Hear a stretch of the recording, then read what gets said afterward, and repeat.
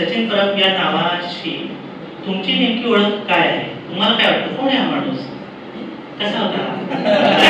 मुंबईमध्ये कोंबडा आरवू शकतो आणि जिथे आरवतो ते तिथले प्रत्येकाला त्याच्या माणूसपणाचा आरसा दाखवणारे सर मुळातून माणूस म्हणून आपण त्यांचा सन्मान करणार आहोत. मुळातला माणूस हा पुरस्कार प्रत्येक महिन्याला माणसातल्या माणूसपणाला सलाम करण्यासाठी देण्यात येतो. आज सारद मजकूर यांच्यातर्फे हा पुरस्कार माननीय श्री सचिन परब साहेब यांना देण्यात आला. यावेळी त्यांनी आपला प्रवास सर्वांसमोर प्रस्तुत केला. नमस्कार, तुमच्या सगळ्यांचं मी सारद मजकूरच्या वतीने अतिशय मनापासून स्वागत करते. शब्दालाही असलंच आयुष्य, थोडं थोडं नाही तर माणसाच्या नंतरही टिकून राहतो तो त्याचा शब्द.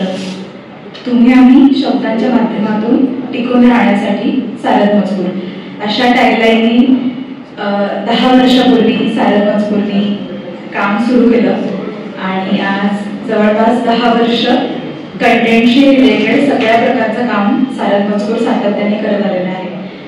ह्या सगळ्या कामांमध्ये एक आनंदाची अशी गोष्ट म्हणजे आपण ह्या वर्षीपासून मुळातून माणूस हा पुरस्कार सुरू केला आणि हा आत्ताचा 4था पुरस्कार आहे जो आपण सरांना परब सरांना देतो आहोत. या सगळ्यासाठी तुम्ही इथे उपस्थित आहात, त्यामुळे तुमच्या सगळ्यांचं मी अतिशय मनापासून स्वागत करते. मुळातून माणूस ही नक्की संकल्पना काय आहे आणि हा पुरस्कार आपण नेमका कशासाठी सुरू केला हे आपल्याला थोडक्यात अभिजित सांगेल. त्याला मी विनंती करते की मी आपल्याला सांगावं. खरं तर या नावातच नेमकी पुरस्काराचं नेमकं काय स्वरूप आहे हे आहे. म्हणजे मुळातून माणूस, खरं तर आपण सगळी माणसंच असतो, पण त्यातला काही जण खरंच आतून भरभरून जगणारी माणूस म्हणून आपल्या समोर येणारी माणसं असतात आणि अशी जी माणसं आपल्या आजूबाजूला आहेत तर त्यांना आपण थँक्यू म्हणू. त्यांच्यात माणूस पण जरा समजावून घेऊ, ते आपल्यात येते की नाही, कसं येईल हे जरा याचा जरा प्रयत्न करू आणि अशा माणसाचा जरा सन्मान करू. जाहीरपणे सांगू की हा माणूस चांगला आहे, आपण याच्याकडे जरा लक्ष दिलं पाहिजे आणि त्यांच्यातलं माणूस पण आपल्यात रुजवलं पाहिजे. तर हे फक्त जाहीरपणे ते मनात असतं रुजलेलं खूप आतून, ते फक्त जाहीरपणे व्यक्त करण्यासाठी आणि अशा माणसांना थँक्यू म्हणण्यासाठी आपण हा उपक्रम सुरू केला आहे. आणि आता सगळ्यात महत्त्वाचा प्रश्न म्हणजे एकदा सचिन परब सर या महिन्यात मुळातून माणूस का, तर मला असं वाटतं की म्हणजे सरांच्या बाबतीत की सचिन परब ही गोष्ट अनुभवण्याची आहे. मला तुकोबांचा एक अभंग आठवतो, तो म्हणजे प्रेमने सांगता बोलता दाविता अनुभवा चित्ता चित्त जाणे कासवीचे वाढे कृपादृष्टी दुधा नाही भेटे अंतसंगी. काय याचा अर्थ? तर याचा अर्थ जर पाहिला तर तो सचिन परब या नावाशी तंतोतंत जुळतो असं मला वाटतं. म्हणजे हा माणूस नेमका काय आहे हे सांगण्याची गरज नाही, हे दाखवण्याची तर अजिबातच गरज नाही आणि बोलण्याची तर अजिबातच गरज नाही. तू फक्त आणि फक्त अनुभवण्याची गोष्ट आहे. आणि तुकोबांनी फार एक छान संदर्भ वापरला की कासवाचं जे बाळ आहे ते कसं वाढतं, तर ते जन्माला आल्यानंतर ते फक्त नजरेनं कासवाची आई कासवाच्या बाळाला नजरेनं वाढवते. तर सचिन परब हे नजरेनं वाढवतात. त्यांच्या आजूबाजूला जी माणसं आहेत ती फक्त नजरेनं, त्यांच्या नजरेत जबरदस्त ताकद आहे. काल मोरे सरांशी जेव्हा बोलत होतो सरांबद्दल तर त्यांनी जे माझ्या मनात होतं तेच अधोरेखित केलं की या माणसाकडे खूप विलक्षण हातोटी आहे. की सचिन सरांनी सांगितलं की हे असं असं करायचं आहे तर सर म्हणाले मी पण टाळू नाही शकत, इतकी जातू आहे. तर हे तुकोबांचे शब्द तंतोतंत लागू होतात तिथं. आणि दुसरी गोष्ट अशी की मी स्वतःला विश्वासार्ह माणूस वगैरे काही समजत नाही, तर त्यामुळं ते माहिती आहे, पण जर कोणी विश्वास ठेवला तर खूप भारी वाटतं. तर खूप म्हणजे अगदी पराकोटीच्या पलीकडे जाऊन ज्यांनी विश्वास ठेवला माझ्यावर आणि अशी खूप माणसं आहेत की काय आपल्याला काय माहित नाही हे जमेल की नाही, पण ते फक्त विश्वास ठेवतात. नजरेने. तर या ते सचिन सर सगळ्यात खूप वरचे आहेत आणि मी तेच म्हटलं की या माणसाची नजर आपल्याला उद्युक्त करते काहीतरी करण्यासाठी, काहीतरी आपण जिथं आहोत तिथून 4 पावलं पुढे जाण्यासाठी. तर त्यांनी लक्षात दिलं की वाटतं की आपण काहीतरी धडपड केली पाहिजे. आणि त्यांची नजर अशी आहे की म्हणजे काही माणसांचं असं असतं की ते आपल्याला रोज भेटतातच असं नाही, रोज बोलणं होतच असं नाही, पण आजूबाजूला असं जाणवत असतं की मी पुण्यात असतो, ते मुंबईत असतात, तरी हा माणूस आपल्यासोबत आहे. वर्षभर बोलणं एखाद्याचं नाहीच झालं तरी हा भाव प्रत्येकाच्या मनात जिवंत असतो की हा माणूस आपल्यासोबत आहे. मग अशी ऐश्वर्या म्हणाली की सचिन सर असे आहेत की भीती वाटत नाही त्यांना फोन करायला, त्यांच्याशी बोलायला की अरे चलतील की नाही, मी काय बोलेल. तर ही गोष्ट म्हणजे हाच माझा जो अनुभव आहे तो प्रत्येक माणसाबरोबर जोडला गेला आणि ते खूप सांभाळ करतात. म्हणजे ही गोष्ट पण मला वाटते. आणि एक सगळ्यात महत्त्वाची गोष्ट म्हणजे मी फार आरशात बघून न जाणारा माणूस आहे. आयुष्यात आरशात असेल तरी चालतं. तर अशी काही सचिन सरांसारखी माणसं आहेत माझ्या आयुष्यात की ते माझा चेहरा नेमका काय आहे हे दाखवत राहतात. मधून शब्दातून अगदी सहजपणे सांगत राहतात हे असं आहे बरं का. तर त्यांचं बोलणं हे माझ्यासाठी आरशासारखं आहे आणि माझ्यासाठीच नाही तर अनेकांसाठी ते आरशासारखे आहे. तर प्रत्येकाला त्याच्या त्याच्या माणूसपणाचा आरसा दाखवणारे सर आज मुळातून माणूस म्हणून आपण त्यांचा सन्मान करणार आहोत. तर ही खूप मला मोलाची आणि महत्त्वाची गोष्ट वाटते. तर असं मी मला थँक्यू.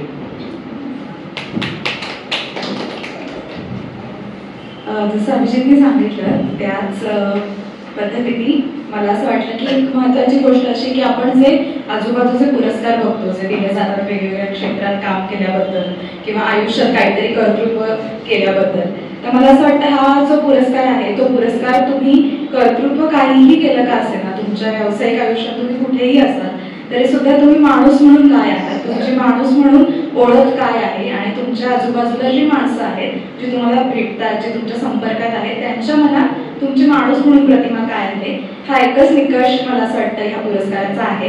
आणि त्याच अनुषंगाने तुमच्याही आजूबाजूला जर अशी कुठली माणसं तुम्हाला आढळली तर आम्हाला नक्की सुचवा, आपण नक्की त्यांनाही हा पुरस्कार देऊ. दर महिन्याला आपण हा पुरस्कार देतो आहोत. आणि एक आनंदाची गोष्ट सांगायची अशी की या महिन्यापासून डिजिटल मीडिया पार्टनर म्हणून आपल्याला टेलिहंटची ही साथ लाभलेली आहे. मुंजा सरही इकडे उपस्थित आहेत, त्यांचंही मनापासून स्वागत करते. त्यांचा एक छोटासा सत्कार आपण इथे करणार आहोत. तर मी परब सरांना विनंती करते की त्यांनी सरांचा सत्कार. पहिलाच प्रश्न मला सरांना असा विचारायचा आहे की म्हणजे आम्हाला माहिती आहे सचिन परब हा माणूस नेमका काय आहे. तो वेगवेगळ्या कामाच्या माध्यमातून, बोलण्याच्या माध्यमातून किंवा प्रसंगांच्या माध्यमातून आमच्यापर्यंत पोहोचला. पण सचिन परब या नावाशी तुमची नेमकी ओळख काय आहे? तुम्हाला काय वाटतं कोण आहे हा माणूस, कसा होता, बरा होता, आता कदाचित माहित नाही.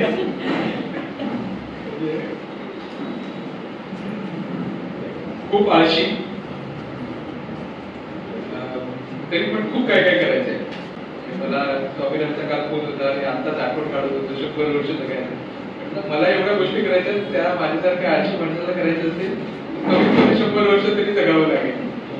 तर सचिन परब या नावाशी काय जोडलेलं आहे माझ्या स्वतःच्या विषयी, तर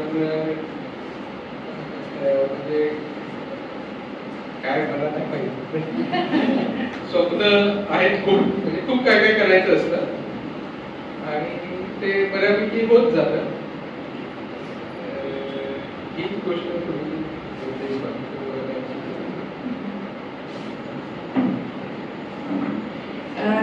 तुमच्याशी बोलताना तुम्ही कायम असं म्हणता की तुम्हाला मुळापर्यंत जायचंय किंवा मुळाचा शोध घ्यायचा आहे.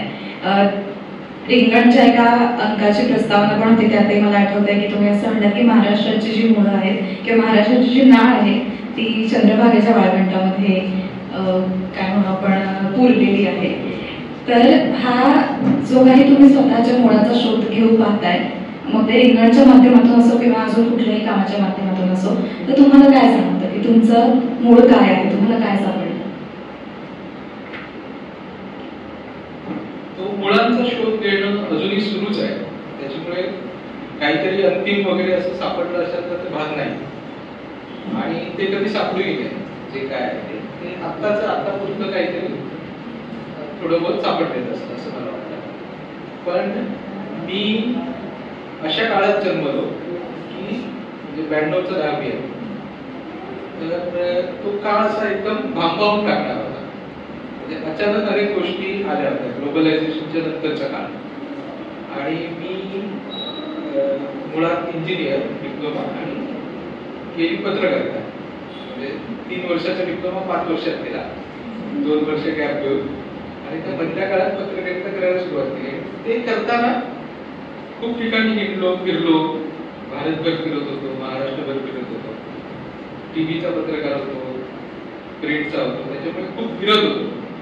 आणि ते करताना मी ते काहीतरी आपले रूट्स, म्हणजे आपली ओळख नेमकी काय आहे ते समजून घेण्याचा प्रयत्न करतो. कारण ते भांबावले पण खूप होतं. खूप गोष्टी अचानक अशा आदळलेल्या होत्या. म्हणजे अचानक टीव्हीवर 1 चॅनल चालू व्हायचं, ते अचानक 25 चॅनल सुरू झाले. एक असं टकटक करणारं पेन असायचं आपल्याकडे, आणि बाकी शाहीची पेन असायची. अचानक असे म्हणजे 10-15 ब्रँड, रोटोमॅक्स, रेनॉल्ड्स असे अचानक आले. कपड्याच्या बाबतीत ते, जगण्याच्या बाबतीत ते, अशा सगळ्या गोष्टी अचानक बदलत गेल्या होत्या. ग्लोबलायझेशन वगैरे म्हणतात त्याला. पण आम्ही अशी पिढी होतो जी कम्प्युटर बघत वाढलो, आम्ही पिढी होतो जी मोबाईल बघत वाढलो. म्हणजे हा सगळा जो ट्रान्झिशनचा काळ आहे तो आम्ही खूप जवळून बघत आलो. आणि असं धनाधन गोष्टी घडतात. असंही होत नाही की एक असा ज्याला युग वगैरे म्हणायचे, कम्प्युटर युग, ते युग संपून जाताना बोलतो. मोबाईल युग, ते असं इंटरनेट युग, ते बदलत जाते सगळं, त्याचं स्वरूपच बदलत जाते. मग अशा वेळेस ते आपण नेमकी कोण आहोत, म्हणजे या सगळ्या धावपळीमध्ये तो एक शोध होता. कारण तो जेव्हा अशा पद्धतीचा रेटा येतो तेव्हा आपल्या आयडेंटिटी, आपली ओळख शोधायला पाहिजे असं वाटतं. मग आणि अस्मिता पण त्याच काळात अशा तरारून येतात. तर तेव्हा मग मराठी म्हणजे काय असा प्रश्न पडतो. महाराष्ट्रीयन म्हणजे काय, भारतीय म्हणजे काय, या काय आयडेंटिटीज, हिंदू म्हणजे काय, या सगळ्या आयडेंटिटीज स्वतःशी जर जोडलेल्या होत्या लहानपणापासून. आपापले प्रदेश असतील, म्हणजे मी कोकणातला आहे, प्रदेश म्हणजे ते काय आहे बाबा, मी मुंबईचा आहे म्हणजे काय आहे. तर ह्या सगळ्या गोष्टी बघणं, अनुभवणं हे चालू होतं. आणि मग ते सगळं गोंधळात टाकणार होतं. आणि मला लक्षात येतो की हे गोंधळात असणं फार इंटरेस्टिंग आहे. म्हणजे असू द्यावा, आपण काय असं अंतिम त्याची उत्तरं वगैरे शोधावी असं काही वाटलं नाही. पण मी मग ते शोधत वेगवेगळ्या वेळेस वेगवेगळ्या गोष्टी करताना लक्षात आलं की हे सगळं आपल्याला त्या पंढरपूरच्या वाळवंटाकडे घेऊन जाणार आहे. या सगळ्या गोष्टी हे खूप वेग आहे. म्हणजे हे कसं काय होऊ शकतं की मुंबईत लहानाचा मोठा झालेला एक मुलगा, आपली मुळं पंढरपूरच्या वाळवंटात आहेत. हे नेमकं काय आहे हे पण मला नीट सांगता येईल की नाही मला माहित नाही. पण माझा शोध तरी तिकडे गेला. म्हणजे असं शोधत मी तिथे गेलो. म्हणजे ते प्रत्येक माझ्याशी जोडलेली गोष्ट तिथली होती. म्हणजे माझ्या आजूबाजूचा जो चांगुलपणा होता त्याची मुळं तिथे होती. माझ्या आजूबाजूची जी काही मला मदत करणारी, म्हणजे माझ्या प्रवासात मदत करणारी जी मूल्य होती विचारांची, ती तिथे घेऊन जाणारी होती.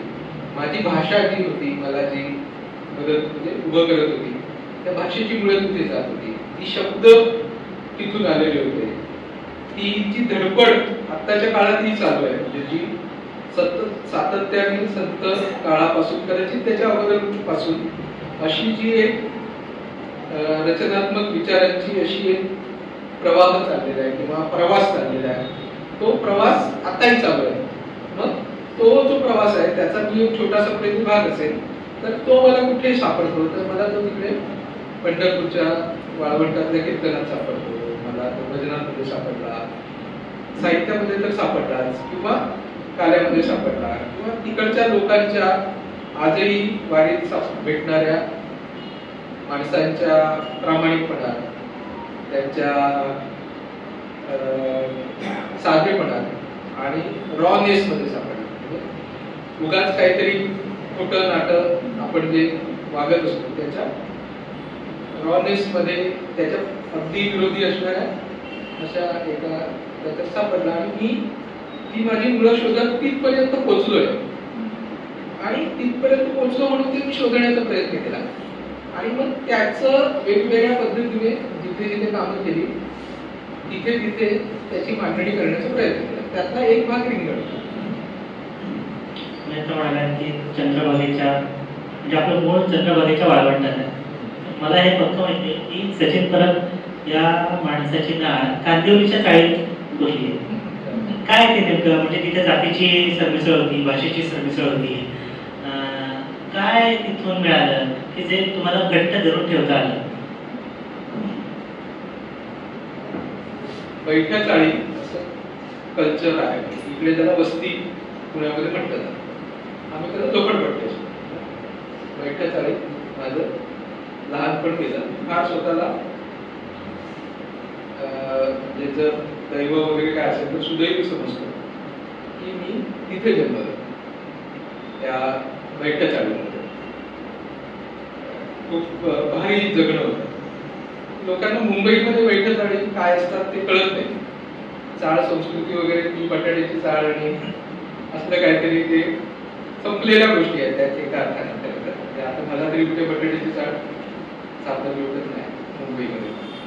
पण त्या ज्या चाळी आहेत आताही मोठ्या संख्येने आलेल्या आहेत, किंवा जी कुठली माणसं मुंबई म्हणून रिप्रेझेंट करतात ती बहुतांश या बैठ्या चाळींमधून आलेली आपल्याला दिसतात.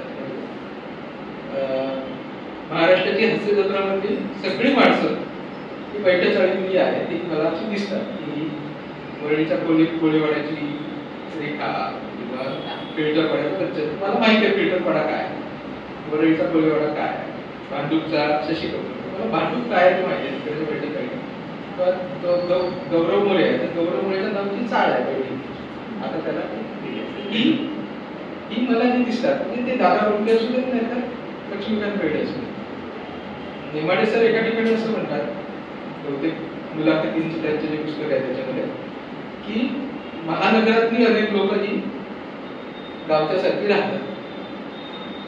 मग मला ते फार सूत्र बरोबर म्हणजे माझ्याशी जुळणारं वाटतं की आम्ही राहतो महानगरात, पण आम्ही गावातल्या सारखेच राहतो. आमचं खाणं पिणं, आमचं जगणं हे गावातल्या सारखंच आहे. माझे आजोबा कधीतरी कोकणातलं गाव सोडून 100-100-101 वर्षांपूर्वी मुंबईत आले, आणि आता आम्ही जिथे राहतोय तिकडे जवळपास 80-90 वर्षांपासून कांदिवली ते राहतात. तर ती अशीच एका म्हणजे तांदळा काय भाताच्या खाचरामध्ये काय म्हणतात झोपडी उभारून त्यांनी राहायला सुरुवात केली. मी परवाही अभिजितशी बोलतो की मी टीव्ही चॅनल्स मध्ये काम करतो. सहारा नावाचं एक न्यूज चॅनल होतं, नॅशनल न्यूज चॅनल, आणि मी पॉलिटिकलच रिपोर्टिंग सुरुवातीपासून केली. मी बेसिकली कोण आहे तर पॉलिटिकल रिपोर्टर आहे असं तुम्ही मानतो. काही संत साहित्याचा अभ्यासक वगैरे असं म्हणतात तो, पण त्याला काही अर्थ नाही हे मला माहिती आहे. माझं काही असा अभ्यासही नाही. रूढ अर्थाने संपादक म्हणून जे क्षमता लागते ती माझ्याकडे. मी काय आहे तर माझी ओळख मी पॉलिटिकल रिपोर्टर आहे असं मला माहिती आहे. मी काय आहे तर पॉलिटिकल रिपोर्टर. तर मी पॉलिटिकल रिपोर्टिंग करत होतो, सहारा चॅनलमध्ये काम करत होतो. ते असाइनमेंट असा प्रकार असतो, सगळे बातम्या जात असतात आणि एखादी कुठेतरी बातमी होते आणि रिपोर्टरला फोन जातो. तसा त्यांनी मला सकाळी सकाळी फोन केला. मी काय लवकर उठणारा माणूस नाही, पण उठलो होतो आणि ब्रश करत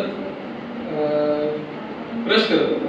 आपल्याकडे काय ते वॉश बेसिन वगैरे जाऊन चुकायचं असला काही प्रकार असण्याचं काही कारणच नव्हते. चाळीतल्या घरात बाहेर झाड होते, आमच्याकडे घराच्या बाहेर झाडं होती, चिकूचं होतं, जांभळाचं होतं. म्हणजे ही दोन दोन्ही कुटुंब होते, पेरू खालची जांभळा खालची, असं जांभळा खालची मामी आणि पेरू खालची मामी, अशा आमच्या निसर्गाशी जोडलेल्या ओळखी होत्या.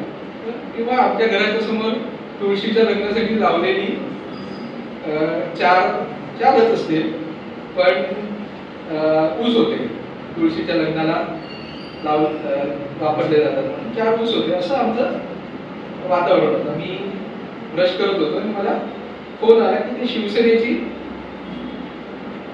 खासदारकीची तिकीट म्हणजे उमेदवारांची यादी घोषित झाली. तर ती उमेदवारांची यादी पूर्वी सामनामध्ये घोषित होती, अगोदर काय असं नसेल. सामना काय माझ्याकडे यायचा नाही.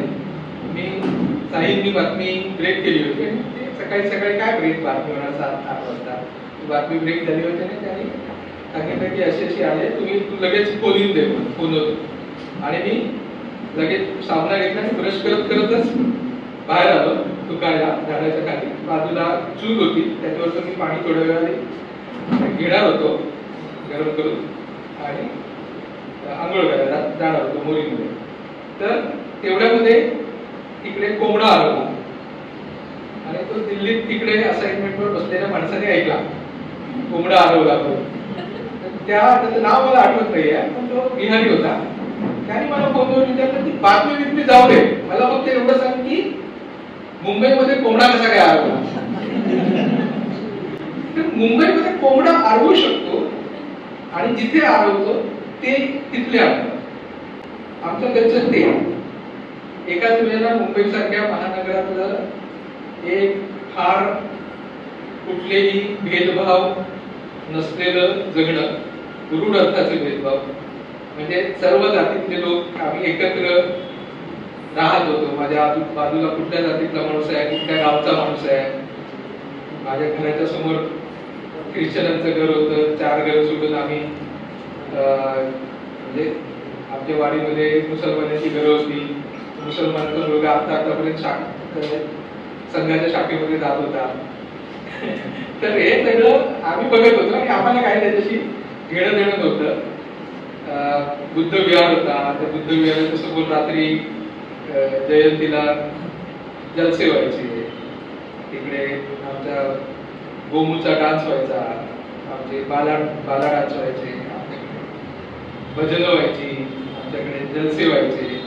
या सगळ्या गोष्टी लहानपणापासून अनुभवत होतो आणि या सगळ्या लोकांच्या समोर सोबत राहत आपल्याला जगायचं असतं हे लहानपणापासून माहित होतं. सगळ्यांची काय कसं काय बरं आहे का असं येणं जाणं होतं. घरामध्ये तशी काही पार्श्वभूमी नव्हती, या असं काही विचार, कुठल्याही वैचारिक पार्श्वभूमी, चळवळीची पार्श्वभूमी, लिहिण्याची पार्श्वभूमी किंवा वाचनाची रूढ झाल्या किंवा आणखी कसली पत्रकारिता वगैरे तर सोडा, ती कसली नव्हती सुदैवाने. ती काय पार्श्वभूमी नसल्यामुळे हे सगळं असं जसं आहे तसं त्यातल्या त्यात जसं आहे तसं, असं काही नसतं जसं आहे तसं आपण काय अनुभवू शकत नाही. पण त्यातल्या त्यात जवळ जाऊन अनुभवता आलं, कुठलेही पूर्वग्रह वगैरे नसतात.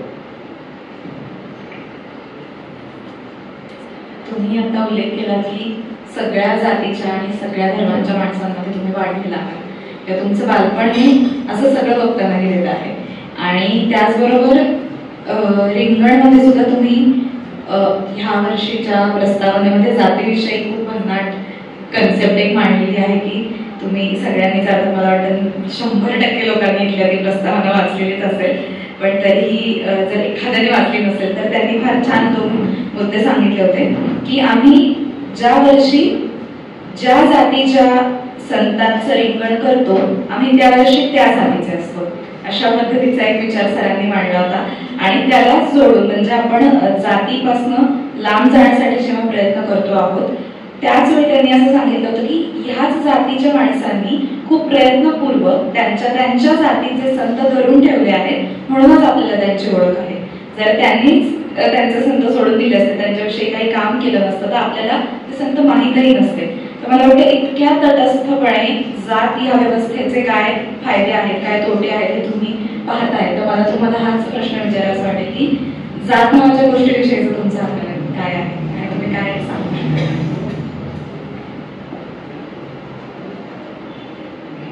मी काय याच्यावर बोलू शकेल असं मला माहित नाही, पण म्हणजे माझ्या बर्थ सर्टिफिकेटवरची जात लिहिलेली आहे, त्या जातीविषयी कोण काय बोलत असेल, चांगलं बोलत असेल तर मला काही त्याच्याविषयी काही वाटत नाही, की मला काही अभिमान वाटत नाही. वाईट बोलत असेल तर मला काही त्याच्याविषयी काही राग येत नाही किंवा काही दुःख वाटत नाही. हे मी मुंबईत वाढल्याचा माझा फायदा आहे. हे बाकी काय नाही, म्हणजे मला माहितीच नाही, माझं काही त्याच्याशी घेणं देणंच नाही. म्हणजे मला असं वाटतं की आपल्या पोरापोरींना आपले साथीदार निवडता येत नाही, म्हणून फक्त एवढे आमची पोरं अजूनही तकलालू आहे की आपल्याला आपले साथीदार निवडता येत नाही, म्हणून जात नावाची एक सिस्टम आपल्याला गरज लागते त्याची. जेव्हा संपते तेव्हा फारच बरोबर. पण मी पॉलिटिकल बोलतो आणि मी तर असं माझ्या लेखात म्हणत आहे की लोक आपल्याकडचे तर लोक ते प्रेम पण पोटजात करून करतात, तर मत तर पोटजात करून देतात ते काही जे काय देतात, मतदान करतात, वागतात, जात बघून वागतात, जातीच्या प्रभावामुळे वागत असतात. आणि मग तो अभ्यासाचा भाग होऊन जातो एक पॉलिटिकल रिपोर्टरचा, आणि ते फार इंटरेस्टिंग असतं. आणि त्याच्यातून माझं जे काय, त्याच्यामुळे माझ्या लिखाणामध्ये जात ही गोष्ट आपल्याला समजून घ्यायला पाहिजे, या अर्थाने जात कायम आलेली आहे. आणि मला काही त्याच्याविषयी काही वाटत नाही. म्हणजे आम्ही ते उत्तर आम्हाला दरवर्षी आत्ताही आहे, ते यावर्षी आम्ही सेना महाराजांचा अंक केला, तर त्याच्याविषयी लोक फोन असेच करतात की आम्ही म्हणजे आपल्या समाजात पहिल्यांदाच कोणीतरी हे काम केलं आहे, की आपल्या समाजात तुम्ही बरं आहे, आपल्या समाजात असून एवढं सगळं काम केलं, म्हणजे ते गृहीत धरतात की यांनी सेना महाराजांचा अंक केला म्हणजे जातीने नावी असणार, किंवा असं सरळच विचारतात तुम्ही कुठल्या जातीचे आहे. मग मी सांगतो की यावर्षी आम्ही नावी आहोत. जेव्हा आम्ही चौथा माळीवर अंक केला, आम्ही माळी होतो. आम्ही गोरा कुंभार अंक केला तेव्हा आम्ही वर्षभर कुंभार होतो. आम्ही बसवेश्वरांवर अंक केला, आम्ही लिंगायत होतो वर्षभर. आम्हाला काही प्रॉब्लेम नाही त्या जातीला. आता जातीच्या पलीकडे जाऊन म्हणजे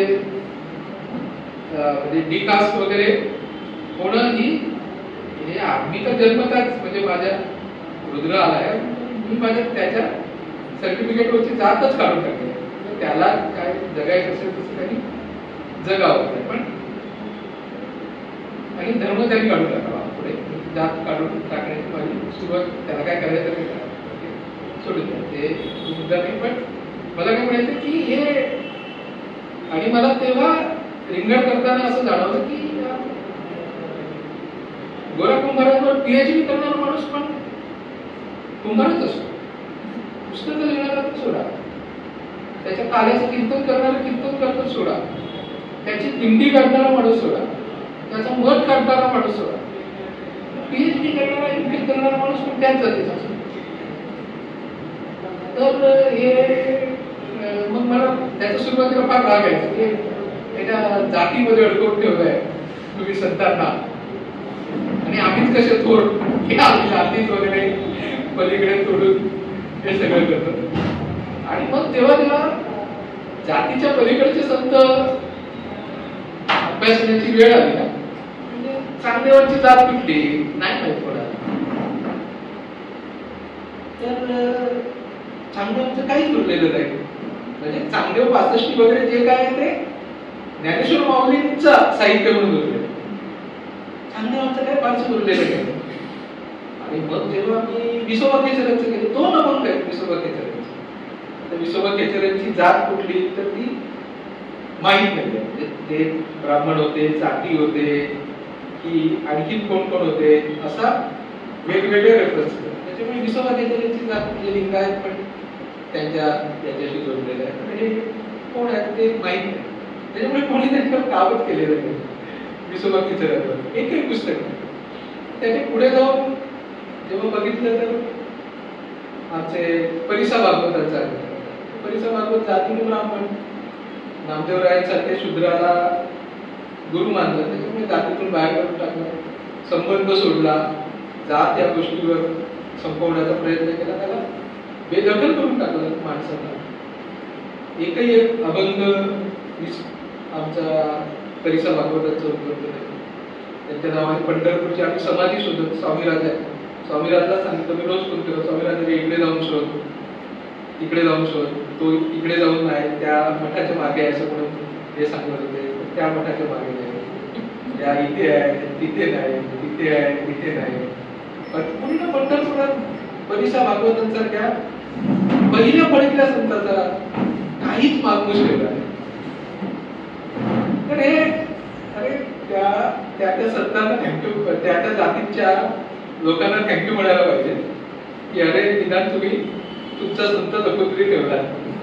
अशा निष्कर्षामध्ये तुम्ही दुर्दैवाने आलो. हे बरं झालं की बाबा तुम्ही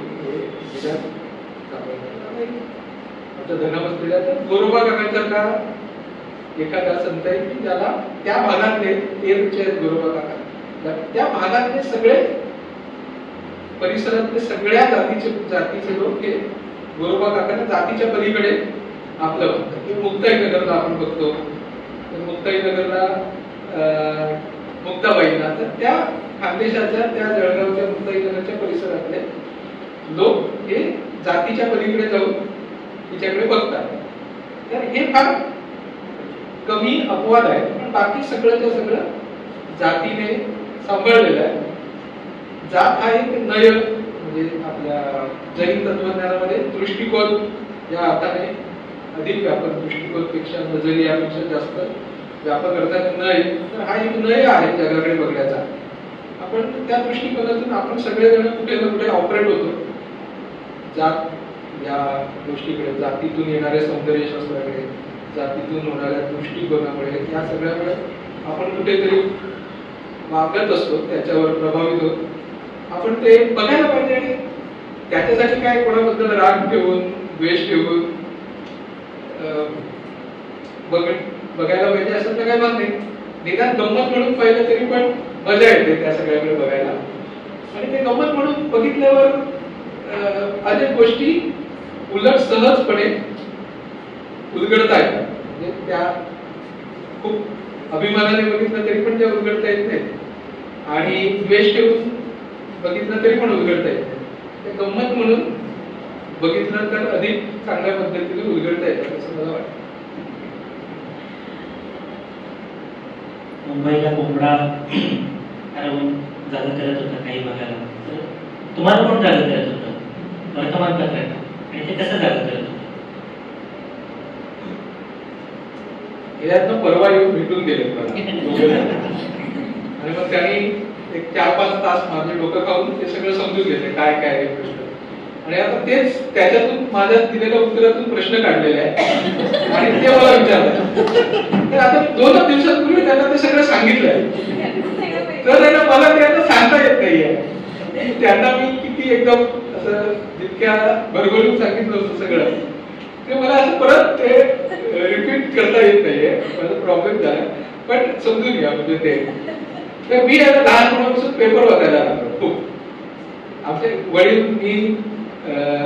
वडील माझे रेल्वेत होते. रेल्वेत म्हणजे काय फार मोठ्या पोस्टवर वगैरे असं काय रेल्वेमध्ये कामाला होते. आई घरीच असायची. मोठं कुटुंब होतं, 3 काका, अख्खी चाळे कुटुंबच असतं. कॉमन जगणं असतं. एकाच्या घरी जेवण, दुसऱ्याच्या घरी खाणं, असं सगळं प्रकार असतो. पण त्या सगळ्या याच्यात आम्ही लहानाचे मोठे होतो. आणि घरात वडील, मी खूप उशिरा जन्माला आलो. म्हणजे 3 मोठ्या बहिणी आणि वडील. आमच्या टिटवाळ्याचा गणपती आहे प्रसिद्ध मुंबईमध्ये. तर कांदिवलीवरील टिटवाळ्याला दर चतुर्थीला जायचे उपवास करून. तरी 12 वर्षाचा उपवास केला आणि त्याच्यानंतर माझा जन्म झाला. दिवटा विकला. तर त्याच्यामुळे काय झालं की मी खूप उशिरा जन्मलो. आई 40 वर्षाची असताना माझा जन्म झाला. तर मी 4थीत असताना आमचे पप्पा रिटायर्ड झाले. तर त्याच्यामुळे पप्पांना मी 4थीत असल्यापासून घरी बघतो.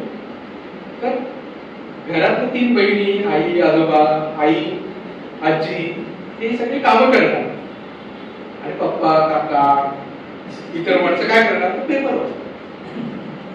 तर पुरुष घरात काय करतो पेपर वाचतो. सर तर मी पेपर वाचायला लागलो, खूप लहान होतो, 4थीत असल्यावर मी पेपर वाचायला लागलो.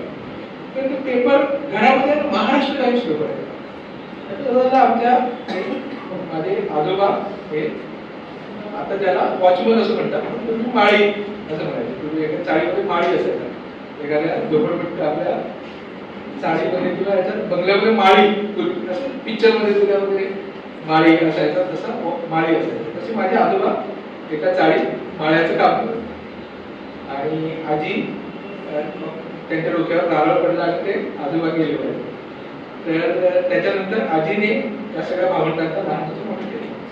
तर आजी ही मोलकरणीचं काम करायची. त्या काळात मुंबईत गडी असायची, रामागडी घरगडी असं म्हणायचं. तेव्हा बायका हे काम करायचं नाही मोलकरणीचं. आता आपल्याला मोलकरी नाही असं म्हणजे ते अशाच अर्थाने आपण म्हणतो.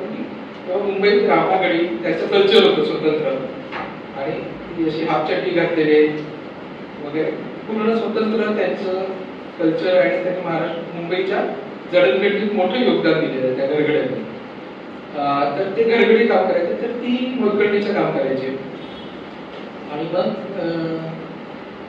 त्याच्यातून ते अशा सगळ्या पार्श्वभूमीतून आलेले होते आणि ते वॉचमन म्हणून काम करायचे. तर ते ज्या चाळीमध्ये माझे पप्पा काम करायचे ना, ते पप्पा एका ती चाळीत ब्राह्मणांची कुटुंब होते सगळे. त्याच्यामुळे ते लहानपणी त्या सगळ्या मित्रांबरोबर लहानाचे मोठे झाले. त्याच्यातलं कोणतरी डॉक्टर झाला, त्याच्यातलं कोणतरी सरकारी नोकरी झाला, त्याच्यातलं कोणतरी आणखी असं काय काय झालं. त्याच्यामुळे त्यांच्या जे तरुणपणा म्हणजे तारुण्यापर्यंत येणारं जे सगळं कल्चर होतं त्याच्यामुळे त्यांना मालवणी बोलता येत नव्हतं. त्याच्यात राहिलं. आजीच्या बरोबर तो माझा ठेवा जो होता परंपरेने आलेला भाषेचा तो संपला. आई पण आगरीपाड्यात राहायला होती, ती पूर्ण मुंबईतच राहायला होती, ती लग्न करून इकडे आली. त्याच्यामुळे तिलाही मालवणी येत नव्हतं. म्हणजे आईकडूनही आजी आजोबांकडे ते संपलं आणि आईकडूनही माझ्याकडे संपलं. त्याच्यामुळे जे काही तथाकथित शुद्ध मराठी वगैरे आहे ते आमच्या घरात बोललं जातं. तर ते वडिलांकडे ते होतं सगळं आणि त्या ज्या काही कल्पना होत्या त्याच्यातून महाराष्ट्र टाइम्स आमच्या घरामध्ये यायचा. सांगण्याचा मुद्दा म्हणजे असा सकाळी सकाळी पेपर वाटणाऱ्यांचा आमच्या एका काकांचाच तो डिस्ट्रीब्युशनचं काम होतं. असे 400 अंकांचा 500 अंकांचा गठ्ठा दिसायचा ना, त्याच्यामध्ये एकच महाराष्ट्र टाइम्स असायचा. त्याच्यात काय काय पेपर असायचे म्हणजे त्याच्यात नवकाळ असायचा, त्याच्यात लोकसत्ता असायचा. लोकसत्ता म्हणजे आत्ताचा महाराष्ट्र टाइम्सचा तेव्हाचा लोकसत्ता आहे आणि तेव्हाचा लोकसत्ता आत्ताचा महाराष्ट्र टाइम्स काहीच नाही म्हणजे तेव्हाचा लोकसत्ता. ज्या पद्धतीचा आता लोकसत्ता हा एकदम कष्टकऱ्यांचा, मध्यम वर्गाचा, गरिबांचा पेपर होता तेव्हा माधव गडकरींच्या काळात. तर त्याच्यामुळे लोकसत्ता असायचा, नवाकाळ असायचा, क्वचित कुठेतरी सकाळ असायचा, पण महाराष्ट्र टाइम्स असायचा, गुजरात समाचार असायचा, पण महाराष्ट्र टाइम्स असायचा. 400-500 पेपरमध्ये एकच महाराष्ट्र टाइम्स असायचा, तो आमच्या घरी यायचा. आणि महाराष्ट्र टाइम्स हा मुंबईच्या ओळखीशी जोडलेला पेपर आहे. जसा सकाळ हा पुण्याच्या ओळखीशी जोडलेला पेपर आहे, तसा तो माझ्या घरी यायचा रोज. म्हणजे कुठेतरी त्याच्यात बातमी छापून आली तर अख्ख्या कांदिवलीतला कोणतरी माणूस आमच्या घरी शोधत यायचा की तुमच्या घरात महाराष्ट्र टाइम्स आलाय, त्याच्यात ही बातमी आली किंवा ही जाहिरात आली. आणि मी तो महाराष्ट्र टाइम्स लहानपणापासून वाचून वाचून मोठा झालेला मुलगा. त्याच्यामुळे त्याच्यात पु ल देशपांडे लिहित होते, त्यात गोविंदराव तळवलकर लिहित होते. त्याच्यानंतर मी त्यांच्याबरोबर महाराष्ट्र टाइम्स मध्ये अनेक वर्ष काम केलं. अशी फार मोठी मोठी माणसं तिथे लिहित होती. आणि मग मी जगतोय वेगळं वातावरण आहे की जिथे वायरमन आणि रिक्षावाला असणं स्टेटसचं सिम्बॉल आहे. अशा ठिकाणी मी राहतोय, पण वाचतोय काय तर विवी करमरकर वाचतोय, वाचतोय काय तर जयवंत दळवी वाचतोय, वाचतोय काय तर आयफेल टॉवर वाचतोय. हे एक वेगळ्या पद्धतीने मग त्याच्याच नुसार माझं वाचन डेव्हलप होत गेलं, वाचणं सुरू झालं. आणि मग त्याच्यानंतर पेपर वाचायचा इतका नाद होता की 8-8, 7-7 पेपर कुठेतरी सार्वजनिक वाचनालयामध्ये जाऊन जे काही कुठे दिसेल वाचायला, पेपर खाली पडलाय, कुठे बोर्ड लिहिलाय, त्याच्यामुळे मला खूप लवकर मराठीच्या बरोबर हिंदी यायला लागलं, गुजराती यायला लागलं, कारण आपला परिसर बऱ्यापैकी गुजराती परिसर होता. त्याच्यामुळे गुजराती मी अगदी अस्खलित बोलत होतो, वाचत होतो, लिहित होतो, ट्रान्सलेट केलं त्याच्यानंतरच्या चित्रलेखासाठी खूप स्टोरीज. तर हे सगळं वाचनामुळे होत होतं. पेपर वाचत होतो. तिकडे गुजरात्यांची एक पत्रिका नावाचा प्रकार असायचा. प्रत्येक जातीची वेगवेगळी पत्रिका असते, म्हणजे छोटस असं एक घडीचं पेपर निघतो आणि तो पूर्ण त्यांच्या जातीतलं मरण, कोणाचं 12वं, आमच्या याचा मृत्यू झालाय, श्रद्धांजली सभा इकडे इकडे 12वं आहे, 13वं आहे, ते पण मी वाचायचो. असं सांगायचे त्याच्यामुळे मला त्या गुजरात्यांच्या सगळ्या जातीत कुठल्या कुठल्या आडनाव असतात ते पण माहिती आहे. म्हणजे गमतीचा भाग आहे की हे सगळं खूप वाचायची सवय लागली. आणि म्हणजे मी डिप्लोमा केला, खूप चांगले मार्क मिळाले होते डिप्लोमा. घरच्यांनी सांगितलं आपली परिस्थिती अशी आहे, तू काय BA करणार, त्याच्यानंतर काय करणार, म्हटलं मराठी घेऊन BA करायची, इतिहास घेऊन करायचं, काय करणार माहित नाही. ठीक आहे, डिप्लोमा करूया, लवकर कमवायला. मी सांगत होते पेपर, माझा पेपर असायचा डिप्लोमाचा, पण आज जाताना ना तिकडे कॉलेजच्या गेटमधून आज शिरलं की पेपर ठेवलेले असायचे, न्यूजपेपर ठेवलेले असायचे असे. तर मला माहिती आहे की मला उशीर होतोय पेपरला जायला आणि मी माझं पुस्तकं वाचायला पाहिजे किंवा नोट्स काढतात त्या वाचायला पाहिजे, ते सोडून मी पेपर वाचायला जायचो. कारण त्याच्यात कुठला तरी सदर वाचायचं राहिलेलं असायचं, आज ह्याचं आलं असेल, आज जयंत पवारांनी एक परीक्षण दिलं असेल, कमलाकर नाडकर्णींनी दिलं असेल, किंवा आणखीन काहीतरी असं. इतकं पेपर वाचायचा नाद होता आणि ते वाचलं म्हणून मी इथे आलो. म्हणजे माझ्या वर्गातली अनुराधा आज बसली आहे, ते माहिती आहे तुला, आमची रंजिता ताई आहे, तिच्याबरोबर आम्ही एकत्र राहिलो की आता पुण्यामध्ये असतो. तर आम्ही ज्या पार्श्वभूमीतून आलोय तिकडे असं काय पत्रकार वगैरे पण बघत नाही, असं काय संबंधच नाही. माझ्या ओळखीचा, माझ्या भागातला पण पत्रकारच नाही कोण राहणारा वगैरे.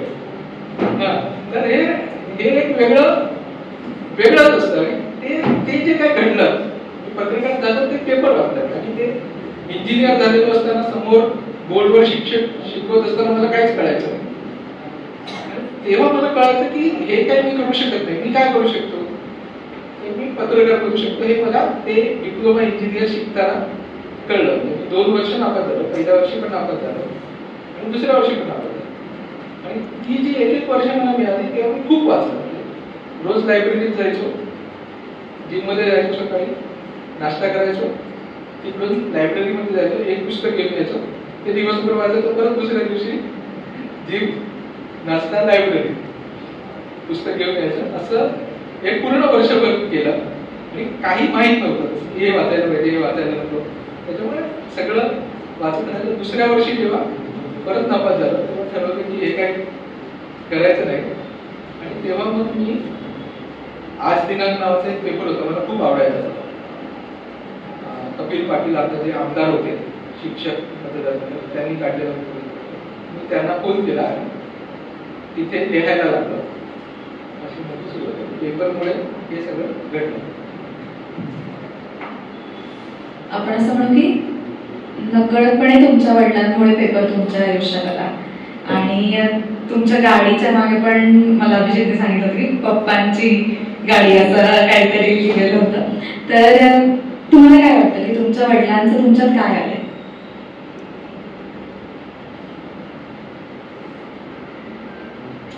खूप कठीण प्रश्न आहे. म्हणजे सोपे असे वाटत असते, त्याची अशी उत्तरं देणं खूप सोपं आहे. म्हणजे अशी जी जनरल उत्तरं, पण अशी त्याच्यात आपण काय वडील गेल्याच्या नंतर वडील जातात तेव्हा मुलगा पोरगा होतो.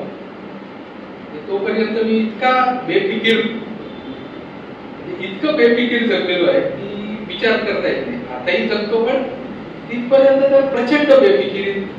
कधी आज वाटलं की नोकरी सोडायची तर मोठ्या मोठ्या ब्रँडच्या नोकऱ्या, सकाळी संध्याकाळी ऑफिस मधून निघताना ठरवलं मी सकाळी येऊन नोकरी मुक्ताला सांगितलं, मुक्ता बसली त्याला सांगितलं राजीनामा दिला. ती पण अशी की ठीक आहे ते आपलं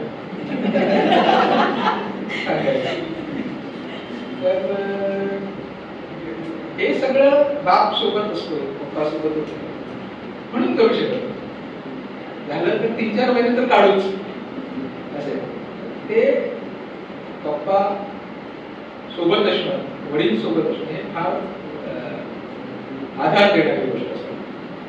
मग त्यांच्यामुळे प्रामाणिकपणा हे मूल्य फार मला, ते खूप अशा ठिकाणी स्टोअर मध्ये कामाला होते रेल्वेमध्ये, तिथे त्यांनी भ्रष्टाचार केला असता तर त्यांना खूप पैसे मिळवतात.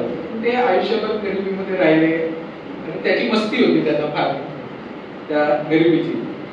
तर ते गरिबीची मस्ती, तो प्रामाणिकपणाची मस्ती, ह्या गोष्टी त्या पप्पांकडून आलेल्या आहेत. त्यांचा ते परखड, बोलायला खूप परखड होते, पण ते लोक फार जोडून ठेवली होती.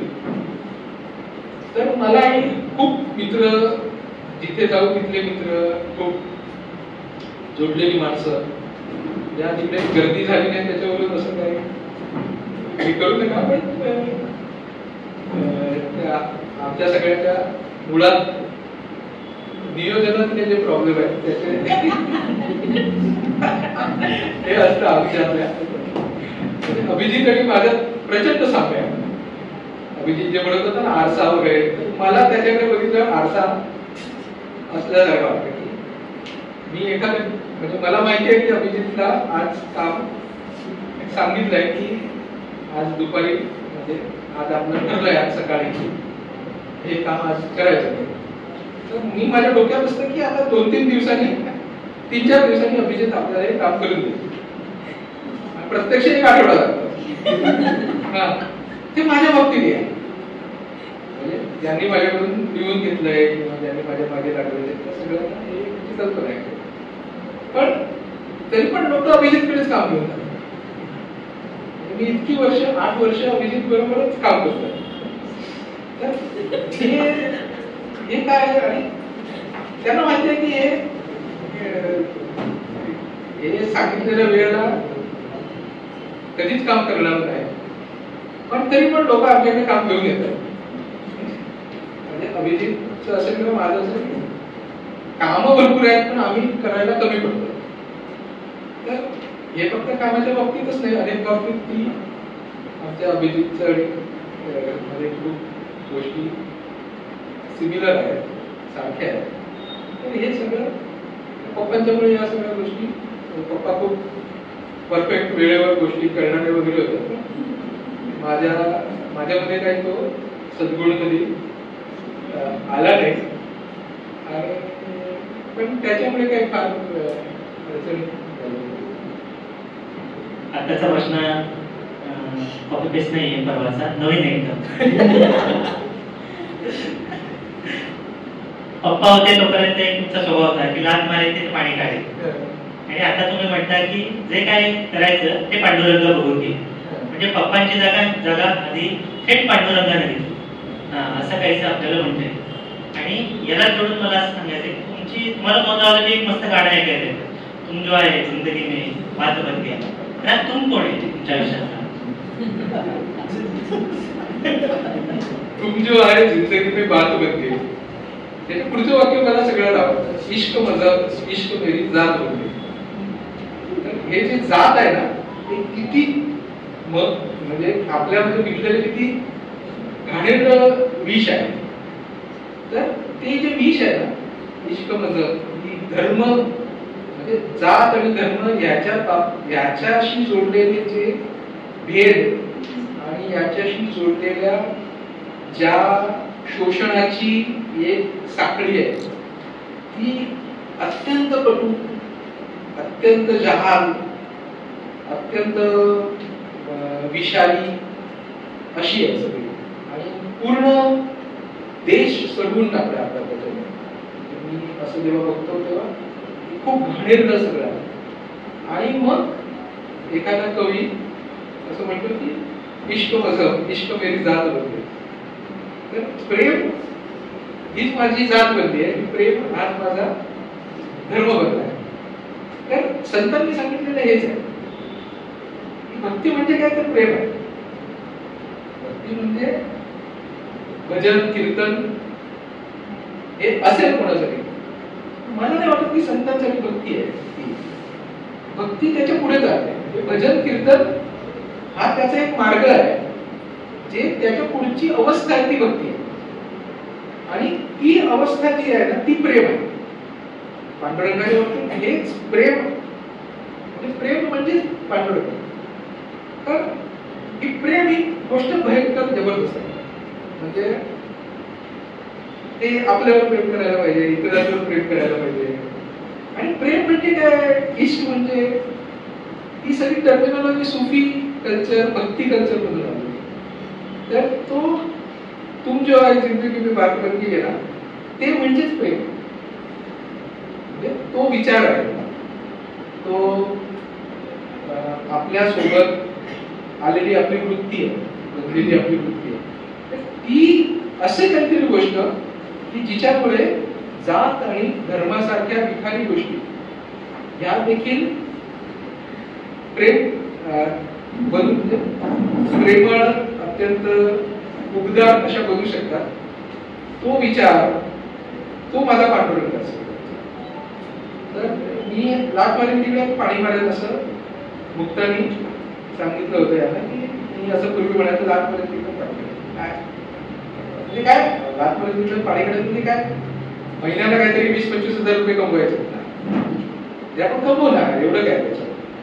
आता काय 50 हजार रुपये कमवायचे किंवा 60,000 70,000 रुपये, तर तेवढं आपण कमवू कुठूनही. तर ती हिंमत तर होती, ती आजही आहे.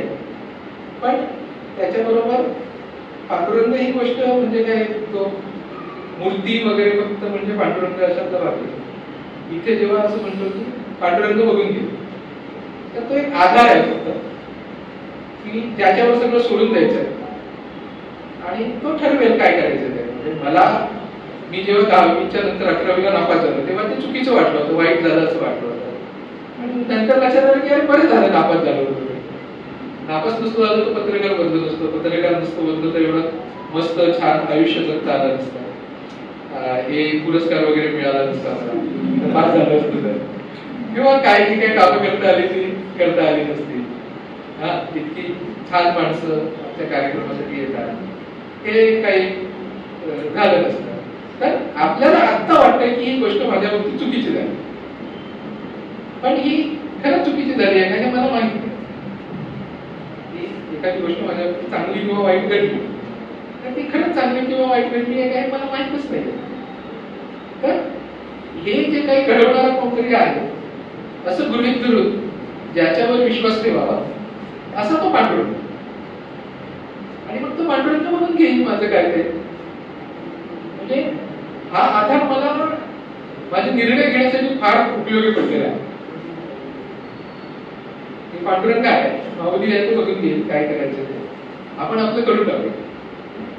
आणि आयुष्याचा एक क्षण असा येतो की ते फार आयुष्याविषयी विचार वगैरे काय करावं असं वाटत नाही. ते जे काय व्हायचंय ते होत राहते, लेट इट हॅपन, घडत राहते. जे काय होईल ते होईल, चांगलं घडेल वाईट घडेल ते आपण स्वीकारू आणि ते मजा येते ते तसं काहीतरी करण्यात. तो काही प्रवास त्या दोन्ही गोष्टी एकमेकांशी जोडलेल्याच आहेत आणि मला असं वाटतं की त्या दोन्ही गोष्टी एकच आहेत.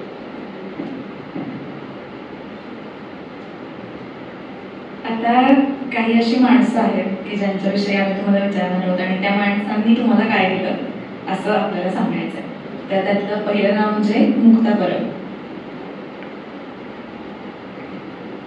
विश्वास ठेवला खूप माझ्यावर की आम्ही अरेंज मॅरेज वाले आणि काहीच ओळख नाही. आणि मी सांगत होतो की घरच्यांना की एवढ्या लगेच लग्न नका करू, कारण 2014ची 2004ची लोकसभेत आकड्याचा प्रॉब्लेम आहे. 2004ची इलेक्शन आहे लोकसभेची. घरच्यांना सांगत होते की आता साखरपुडा करूया पण इलेक्शनच्या नंतर लग्न करूया. कारण ते इलेक्शन लागलं की मी वेडा व्हायचो. इलेक्शन कव्हर करणं ही एकदम अशी भारी गोष्ट असायची. मी महाराष्ट्रभर फिरलोय, भारतभर फिरलोय, काश्मीरची इलेक्शन कव्हर केली आहे, गुजरातची केली आहे, मध्य प्रदेशची केली आहे, उत्तर प्रदेशची केली आहे. एक असा काळ होता की 288 मतदारसंघात मी फिरलो. तर हे मला प्रत्येक मतदारसंघातलं जातीचं गणित माहित होतं, कुठले तिकडे कोण कोण आता काहीच माहित नाही, पण कारण की डिलिमिटेशनच्या नंतर मी बघितलेलंच नाही भारतात. पण तिकडे कुठला लोकल बॉडीला कोण कोण कोणाचं सत्ता आहे, सहकार संस्थांमध्ये काय चाललंय, असं इथपर्यंत बारीक सारीक मला इंटरेस्ट होता. महाराष्ट्रामध्ये पेपर वाचत होतो. तर हे नको, आता नको, नंतर करूया. परिस्थिती अशी व्हायची की तीच सांगते म्हणून मला आता आठवतं नाही, तर मला आठवत पण नाही की मी रात्री 1-1:30 वाजता घरी यायचो, जेवायचो, 2-4 तास गाडी मला सोडायला घरी आलेली बाहेरच उभी असायची. परत सकाळी 4-5 वाजता मी परत गाडीत बसून जायचो. आणि लग्न झाल्याच्या साधारण 1 आठवड्याच्या नंतर सतत झालेलं होतं, कितीतरी महिने. मग विधानसभेच्या निवडणुका, मग लोकसभेच्या निवडणुका, मग विधानसभेच्या निवडणुका लागल्या. हे सगळं जिच्या घरात आई वडील सरकारी नोकर होते, म्हणजे संध्याकाळी 6 वाजल्याच्या नंतर सगळेजण घरात असायचे, शनिवार रविवारी फिरायला जायचे. अशा घरातली मुलगी जेव्हा माझ्यासारख्या माणसाच्या घरी येते, त्याच्यात घरामध्ये 8-10 लोक असतात, त्याच्या आजूबाजूचे लोक येतात जाताना आपल्या घरातलं कोणतरी पोरगा आहे असं बघत असतात. मी रात्री 1 वाजता यायचो, मग मी वाट बघत असायची, मग मी जेवायचो, मग आम्ही बाहेर उंबरड्यावर जाऊन बसायचो. मग रात्री एक बेवडा काका आमच्या वाडीतला शेवटची टाकून यायचा, रस्त्यावर जायचा, इकडे बसून रात्र झाली खूप, आम्ही आतमध्ये जायचो. त्याचं पण ऐकावं लागेल तेवढं त्या माणसाशी, वाडीतल्या प्रत्येक माणसाशी रिलेशन होतं. अशा परिस्थितीत तिने माझ्यावर का विश्वास ठेवला हे मला कळत नाही. तो आणि तिने तो माझ्यावर जो विश्वास ठेवला, माझ्यावर प्रेम केला, त्याच्यामुळे मी बऱ्यापैकी कायम माणसात राहिलो. आणि म्हणजे सुरुवातीपासून सुदैवाने माझ्या बाबतीत, सुदैव ही टर्म टेक्निकली घेऊ नका, कारण की दैवविव मी पांडुरंगाला मानणार असल्यामुळे माझ्या बाबतीत काही घेणे देणे नाही. नशीब, दैव, ज्योतिष, भविष्य याच्याशी मी काही मानत नाही. माझं सोपं आहे की आकाशातले ग्रह तारे जो चालवतो तो पांडुरंग, त्याच्याशी माझा डायरेक्ट कनेक्शन आहे. मला काय यांच्याशी काही घेणे देणे नाही. या ग्रह तारे, जगड, माती यांच्याशी काही एका माझ्या जीवनावर प्रभाव टाकून माझा पांडुरंग काही करून घे. हे एक अंधश्रद्धा निर्मूलन, अंधश्रद्धा काय आहे ते मला माहित नाही, मी त्याचा काहीच अभ्यास केलेला नाही. मी काय चळवळीत नसल्यामुळे असं काहीतरी विचित्र इलॉजिकल बोलू शकतो. तर ते पांडुरंगावर अवलंबून असल्यामुळे आणि अशा सगळ्या वातावरणात तिने माझ्यावर विश्वास ठेवला. तर तिचे माझ्यावर खूप उपकार आहेत. आणि तिने मला काय सांगायला होतं की हे सुदैवाने अशी सगळी आजूबाजूची माणसं होती की ज्यांनी मला काय हवेत उडू दिलं नाही कधी की तुम्ही काहीतरी भारी करताय. ते कायम जमिनीवर ठेवत आले, त्याच्यामुळे मी जमिनीवर राहिलो. आणि अजूनही त्यातल्या त्यात जमिनीवर आहे. रोज वेगवेगळ्या प्रार्थना ट्राय केल्या. कुठली प्रार्थना आपण सकाळी देवळात जात नाही, पांडुरंगाच्या देवळात फक्त आषाढी एकादशीला कार्तिकीला अंक ठेवायला जातो, कुठल्या देवळात जात नाही. प्रार्थना वेगवेगळ्या ट्राय करते. ही प्रार्थना मी शेवटी नामदेवरायांच्या अकल्प आयुष्यावर आलो. वारकरी संप्रदायातलं पसायदान मूळ. नंतर हे आता जे आपण पसायदान म्हणतो ते वारकरी संप्रदायामध्ये पहिल्यांदा असं काहीतरी पसायदान आहे. हे मुळातच राजाराम शास्त्री भागवतांनी सांगितलं. आजपासून साधारणतः 125-150 वर्षापूर्वी राजाराम शास्त्रींनी सांगितलं म्हणून पसायदान नावाची वेगळी गोष्ट हे आपल्या लक्षात आलं. उरुड तर आत्ता झालेलं. म्हणजे मी कीर्तनांमध्ये असं ऐकलंय की पसायदान घ्या म्हटल्याच्या नंतर लोक अकल्प आयुष्य घेतात, किंवा त्याच्यानंतर ते याची दाना देगा देवा हे असेल ही शेवटी घेण्याची गोष्ट होती. तर ते कसायला आनंद आयुष्य व्हावे त्यावेळा माझी या सगळा तरीचा असा कल्पनेची बदल न हो कोणी काय हे संत मंडळी चुकले होते. अहंकाराचा वारा न लागला माझी या विष्णू तसं लागलं त्यामुळे त्या असावे पाहिजे ज्यावरती विधान मांडलं. त्याच्यात या दोन गोष्टी महत्वाच्या. अहंकाराचा वारा न लागला अहंकार आपल्यामध्ये नको येऊ दे येतोच पण त्यातल्या त्यात कमी राहावा याच्यासाठी मुक्ताचे फार फार मोठं योगदान आहे. आणि दुसऱ्या कल्पनेची बाधा आजकालच्या डिजिटल युगात मला फार महत्वाची वाटते. त्या अर्थाने त्याच्याकडे बघतो की हे खरं वास्तव जमिनीवरचं जे जग आहे ती मला कल्पनेची बाधा न लागू देता जमिनीवरच्या याच्याशी जोडलं जातं. सर जशी रिंगण करताना आपली अडचण होते तशी आता माझी झाली म्हणजे आमच्या दोघांची की मजकूर खूप असतो पण पानं कमी असतात. तर आम्ही प्रश्नांचं संपादन करतो तुम्ही उत्तरांचं संपादन करा कारण तुमच्याकडचा कंटेंट आम्हाला वेळेत बसवायचं. तर दुसरा माणूस आहे सदानंद मोरे.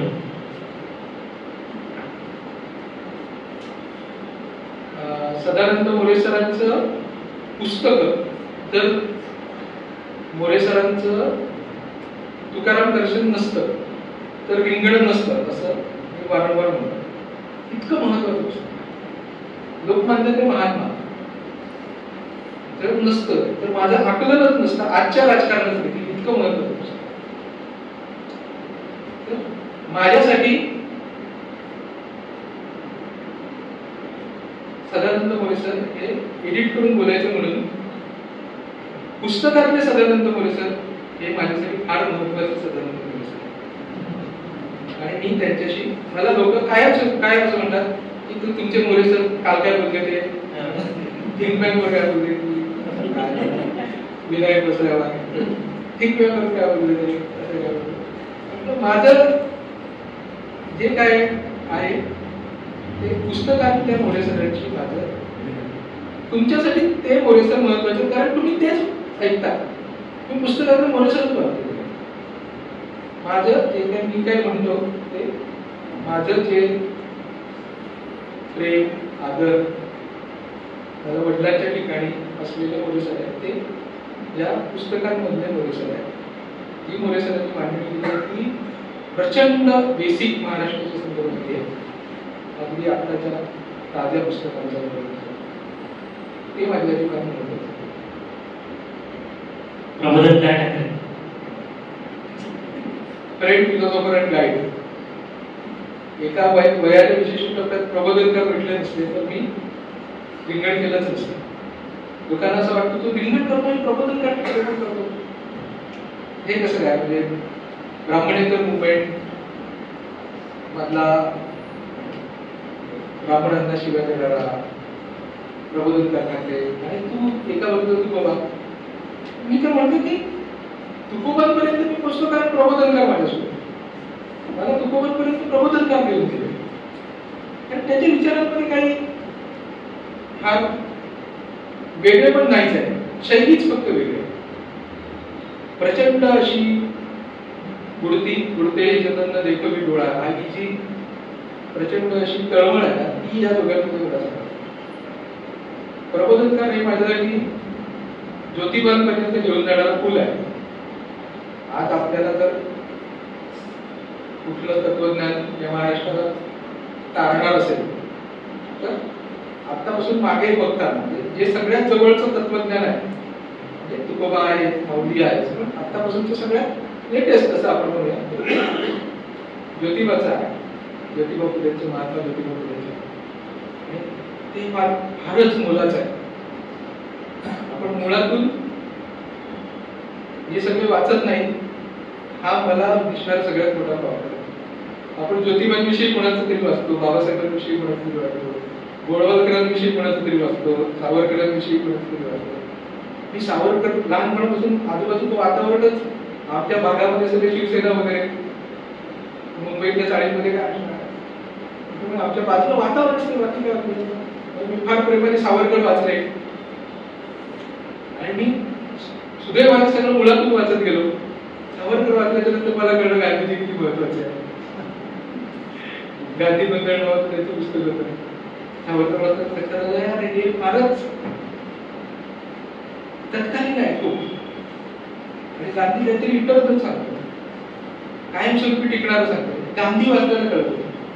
सावरकरांमुळे गांधीकडे वळलो. गांधी फार आधार देतो याला. आता तू म्हणशील की हे प्रबोधन केलं हे सगळं या गोष्टी काही फार त्याच्यातल्या काही काही गोष्टी आपल्याला घ्यायच्या आणि आपल्याला आपलं तत्वज्ञान बनवायचं. काय ते एक असं रेडीमेड एका ग्रंथात एका लेखातलं तत्वज्ञान वगैरे असं काही नसतं.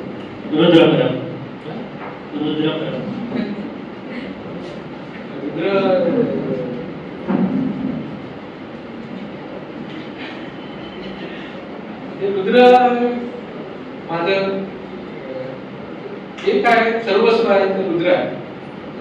तर ते त्याला कधी जाणवू नये यासाठी मी प्रयत्न करतो. आणि तो माझा मित्र आहे खूप चांगला.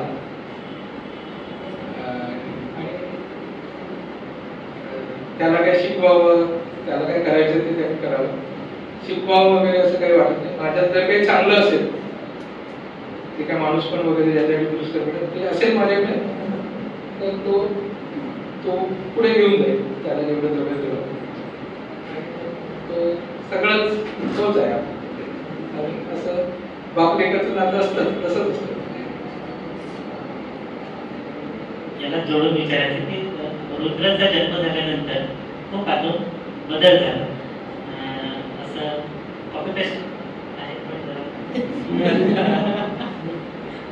ठाणे स्टेशनवरून भिवंडीला चाललो होतो. रिक्षावाले भिवंडीचे फार जोरात चालवतात. घरात असं जोरात चालवत होते. पुढे 2 जण मागे 3 जण असे आम्ही घट्ट 5 लोक बसलेले होते त्या गाडीत. आणि समोर एक ट्रक होता मोठा.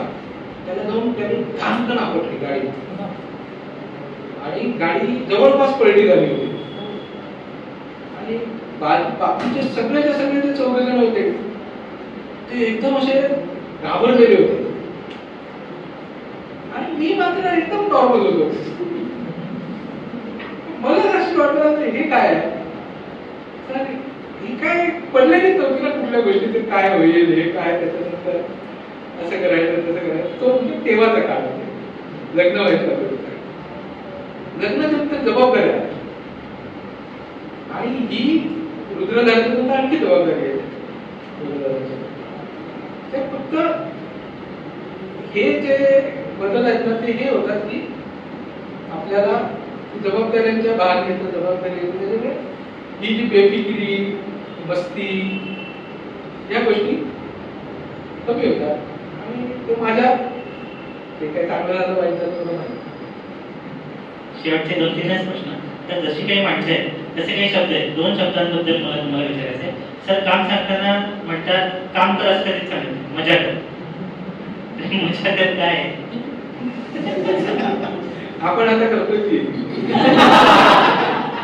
म्हणजे आपण एन्जॉय करू शकतोय काम तर ती काम करा नाहीतर करू नये. ज्याच्यातून मजा येत नाही आणि काम करू नये. जोपर्यंत त्याच्यामध्ये मजा येत असते तोपर्यंत करावं. पैसे मिळवण्यात पण मजा आहे. पैसे मिळवण्यात मजा येतात ते करावं. पैसे मिळवण्या इतकी मजा करण्यात तेवढं त्याच्यात आपण इन्व्हॉल्वमेंट प्रत्येक आणि आपल्याला ज्याच्यात मजा येते तीच कामं करावी. प्रोफेशन म्हणून पण आपण ती भारी करतो आणि जेव्हा आपण ती भारी करतो तेव्हा आपल्याला काही फार पर्याय नसतात. आपल्या आजूबाजूला काही असे भरपूर लोक मजा घेऊन काम करणार नाही आहे. त्याच्यामुळे ही मजा यायला पाहिजे. संपादक बनावं सुद्धा खूप वाटत होतं. लक्षात आले की ते लोकांची भांडणं रोज मिटवणं प्रॉब्लेम काहीतरी घेऊन ये आणि या विषयावर हे होतच नाही. लोकांमध्ये भांडणं काहीतरी जाहिरातीचं पान झालं. आपल्याला काय घेणं देणं नसतं. इस्रायल आणि इराणी युद्धात काय झालंय पण आपण अग्र लेखल्यावर महावीर पाहिजे वर्षानुवर्ष अग्र लिहिलेलं आहे. अग्र लेख पण मला त्याच्यात मजा द्यायची नाही. त्या विषयावर ज्याच्याशी माझा संबंध नाही त्या विषयावर लिहिण्यात मला असे जेव्हा त्या गोष्टी वाढत होत्या त्या गोष्टी मी केल्या सोडून दिल्या आणि माझं काही बरं झालं. मराठी आणि महाराष्ट्र हे विचारण्याचं कारण असं तुमचा एक लेख मराठीवरचा होता जो खूपच जबरदस्त मला खूप वाटलं होतं. या आपण मराठी भाषेत बोलतो, महाराष्ट्रात जन्माला आलो, हे किती भारी आहे. तर हे यांचा लेख वाचून वाटलं होतं. आणि एकूण माणूसपणाचे जे काही प्रयोग झाले ते जास्त महाराष्ट्राच्या भूमीत झाले, मराठीत झाले, मराठी वातावरणात झाले. तर हे वातावरण माणूसपणाचं त्याकडे तुम्ही मराठी आणि महाराष्ट्र या नजरेनं कसं बघता? तो लेख आता मला आठवत नाही कुठला आहे, पण तो लेख लिहिल्याच्या नंतर मला असं जाणवत आलं की बिहारमध्ये पण असे प्रयोग झालेले आहेत. अशीच माणसं बिहारमध्ये पण जन्मलेली आहेत. अशीच माणसं जगभर जे कुठला प्रदेश असेल तिथे तिथे जन्मली असतील. हजारो वर्षांचा इतिहास आहे, त्याच्यात अशा पद्धतीची लोक झालीच असतील. पण जो मराठी मातीचा गुण, महाराष्ट्राचा जी ओळख आज जी कुठली आहे, तर ती त्या विधायक कामांची आहे. ती आपण त्या विधायक कामांशी जोडून बघणार आहोत. तशी आपण महाराष्ट्राशी ओळख जोडू इच्छिणार आहोत. तर मला असं वाटतं ह्या ज्या इतक्या आपल्या मोठ्या इतिहासात महाराष्ट्राला घडवणाऱ्या विधायक गोष्टी घडलेल्या, चांगल्या गोष्टी घडलेल्या, त्याच्याशी आपलं मराठीची ओळख, महाराष्ट्राची ओळख जोडून बघायला हवी. ती प्रत्येकाच्या आकलनावर आहे. महाराष्ट्र त्याचा कुठला आहे, माझा महाराष्ट्र वेगळा आहे, तुझा महाराष्ट्र वेगळा आहे. अशा आपल्याला त्या सगळ्या महाराष्ट्राचा काहीतरी नसावे राघवेकर सर आले होते, गोव्यावर आले होते, मुंबईत पुण्यात आले होते, ते आले. त्यांचं पण महाराष्ट्र आहे. ते आज गोव्यात मुंबईत नसतात, महाराष्ट्रात नसतात, त्यांचं पण बापू आहे. बापू कर्नाटकच्या एकदम सिनियर होते. मोबाईल वाजला की कन्नड गाणं ऐकायला, त्याचं पण महाराष्ट्र. तर ते काही फार त्या नकाशाशी जोडलेल्या काही गोष्टी, त्या वैचारिक साखळीशी म्हणूया त्याच्याशी जोडलेल्या आहेत.